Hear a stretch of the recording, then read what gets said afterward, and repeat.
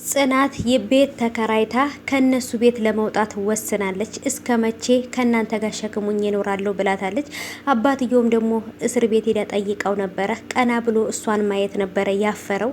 እኔ ልጄ ገድዬሻለሁ፣ እኔ ነኝ አባትሽ ገዳይሽ፣ እኔ ነኝ አባትሽ ተስፋ እንድትቆርጭ ያደረኩሽ፣ ራስሽን ለማጥፋት እስከ መሞከር ድረስ ያደረስኩሽ እኔ አባትሽ ነኝ ብሏታል። እሱም ደግሞ በተለይ እሷም ቀና ብላ እያየችው አባዬ አሞሃል፣ ምን ሆነ ነው እንደዚህ ጥቁርቁር ያልከው ነበር ያለችው። በጣም ነው ያሳዘነችኝ። እውነት ድራማ መሆኑን ሁሉ ለራስቸው በጣም ነበር ያለቀስኩት ማለት ነው። በተለይ እሷን የደረሰባትን ነገር ሳይ ማጣት ወይንም ቤተሰብ በቃ በቤተሰብ ጋር አብረን እንዳላደግን ልክ ደግሞ የሆነ ነገር ሲሆን ደግሞ በጣም ሁሉም ሰው የወደቀ እንጨት ወይንም የወደቀ ዛፍ መሳሪያ ይበዛበታል ይባላል እና አሁን ላይ በጣም ተስፋ ቆርጣለች። ብቻዋን ሆና ራሷን ማበርታት ትፈልጋለች። አሁን ላይ ጽናት ምን ሆነች፣ ምን ላይ ደረሰች፣ ምን ተፈጠረ የሚለውን ብዙዎቻችን ማወቅ እንፈልጋለን። ሰላም ሰላም ውድ የተከበራችሁ የቻናሌ ተከታታዮች እንዴት ናችሁ? ከኔ ጋር ሁሉ ሰላም ነው። ሰላማችሁ ይብዛል ባላችሁበት ውድ ቤተሰቦቼ። ዛሬ እንግዲህ የጽናትን ድራማ በሰዓቱ ወይንም ደግሞ ነገ ዛሬ ካልተለቀቀ ነገ ይለቀቃል ብዬ ተስፋ አድርጋለሁ። ብዙዎቻችሁ ራሄልን በጣም ነው እየጠላችኋት። ራሄል ይሄንን ሁሉ ነገር ለማድረግ ለምን ፈለገች?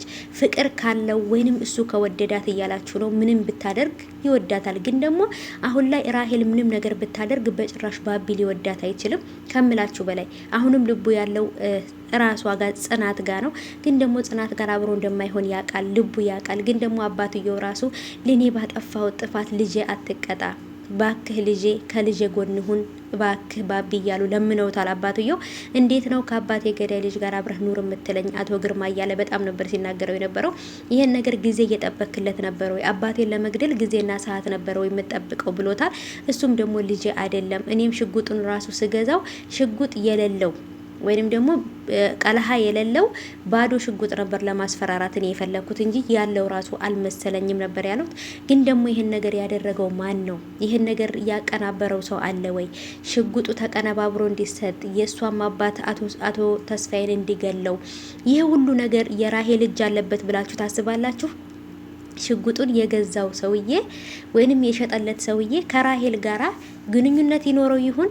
ምክንያቱም እነሱ ሁለቱ ነፍስ ከተጠፋፉ ናሆምና ጽናት አንድ ላይ ይሆናሉ ብሎ የሚያስብ ሰው ስለሌለ ለዛ ይሄን ነገር አድርጋ እንደ ይሄ ነገር እንዲፈጠር አደረገች። ምንድነው? በጣም ጥያቄ ሆኖብኛል ማለት ነው ቤተሰቦቼ። እና ባቢም ደግሞ በጣም ነበረ የተቆጣው። ከዚህ በኋላ ተኝ ብሏታል ራሄልን። እኔ ከዚህ በኋላ ላንቺ አልሆነሽም፣ አንቺም ለኔ አትሆኝኝም። እኔ ጽናት ጋር አልሆንኩም ማለት አንቺ ጋር ሆናለሁ ማለት አይደለም። በጭራሽ እኔና አንቺ አንድ ላይ ልንሆን አንችልም ብሎ እልቅ አርጎ ወይንም ደግሞ ጨርሶ እስከ መጨረሻው ተስፋ እንድትቆርጥ አድርጎ ነው ያላት። ግን እሷ በጭራሽ ተስፋ አትቆርጥም። ምክንያቱም ጽናት የእውነት ባቢና ራሄል አንድ ላይ እንደሆኑ እስከምታስብ ድረስ ገና ብዙ ነገር ታረጋለች። ያለቀበት ክፍል ባቢን መጠጥ በግዴታ ካልጠጣህ እያለችው ነበረ። እርግጠኛ ነኝ መድኃኒት ውስጥ ወይ የሆነ የሚያስተኛ ነገር ወይ የሆነ ነገር ጨምራበታለች። በሰላም አይደለም መጠጥ ነው የሚጠጣው። ያንን ከጠጣ በኋላ ይሰክራል። ከዛም በኋላ ራሱ ምንም እንደሚያረግ አያቅም። ከዛም በኋላ የሆነ ቪዲዮ ትቀርጻለች። የሆነ ነገር ለማድረግ አስባለች። መጠጥ እያጠጣችው ነው። የሱን ልብ ለማግኘት እሱን ለመውደድ እየሞከረች ነው። በጭራሽ ግን ደግሞ ባቢ ሊወዳት አይችልም።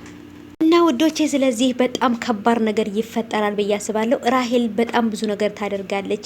የጽናትን የጓደኛዋን እናትም ቢሆን ይሄን ቤት ተከራይታላት አሁን ሞልቀቅ ብላ እየኖረች ነው። ጽናትን እየበደለቻት ነው።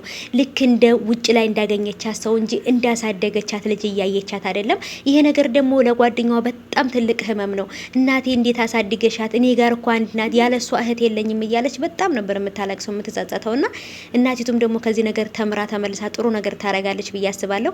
ጽናትም ዛሬ ላይ እንደወደቀች ነገም ደግሞ ተነስታ ከነሱ በላይ ልትሆን ትችላለች ብዬ አስባለሁ። እና እስኪ እናንተን ሀሳብ ኮሜንት አስቀምጡልኝ። ዛሬ ሊለቀቃል ብዬ አስባለሁ።